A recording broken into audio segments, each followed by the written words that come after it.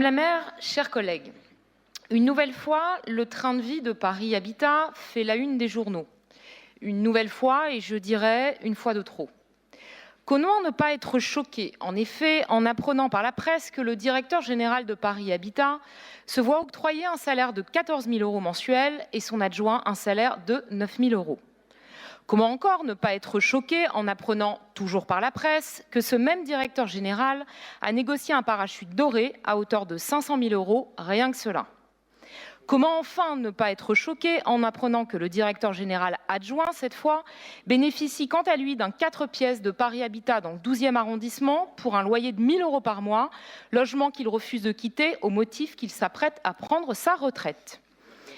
Face à des pratiques et une gestion aussi choquantes, vous avez tenté, avec votre adjoint en charge du logement, de vous exonérer, Madame la maire, de vos responsabilités en annonçant hier, dans la précipitation, la mise en place d'un code de déontologie afin de faire cesser ces pratiques dont vous affirmez ne pas avoir connaissance.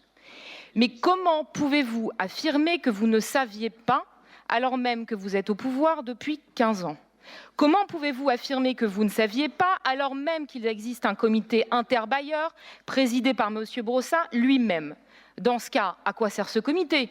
À vrai dire, nous ne savons pas vraiment à quoi il sert, puisque M. Brossat a toujours refusé que l'opposition y soit représentée. Le silence total du président de Paris Habitat est tout aussi surprenant, et ce alors même que depuis 5 ans, Paris Habitat n'a cessé d'être sur la sellette pour son train de vie dispendieux. Dois-je vous rappeler par exemple le rapport de la Chambre régionale des comptes de juin 2010 qui pointait le coût exorbitant du changement de siège, près de 200 millions d'euros, encore une fois, rien que cela. Dois-je vous rappeler encore qu'en février 2014, c'est cette fois l'inspection générale de la ville qui a dénoncé l'augmentation de la charge salariale de plus de 10% entre 2009 et 2012. Fort d'un tel constat et de ces récentes révélations, des questions urgentes s'imposent. Ainsi, pourquoi tout d'abord est-ce que le rapport de l'inspection ne fait pas état des avantages considérables, tels que le parachute doré du directeur général, ou encore du, et peut-être des, logements du parc de Paris Habitat attribués à des hauts cadres de la direction générale? L'absence de mention de ces avantages est d'autant plus surprenante que le rapport de l'inspection pointe l'existence d'un comité des rémunérations. Comment et par qui, alors, a été négocié ce parachute doré et pourquoi le conseil d'administration de l'Office n'en a-t-il jamais été saisi? Enfin, quels sont les logements dont bénéficieraient les cadres de la direction générale?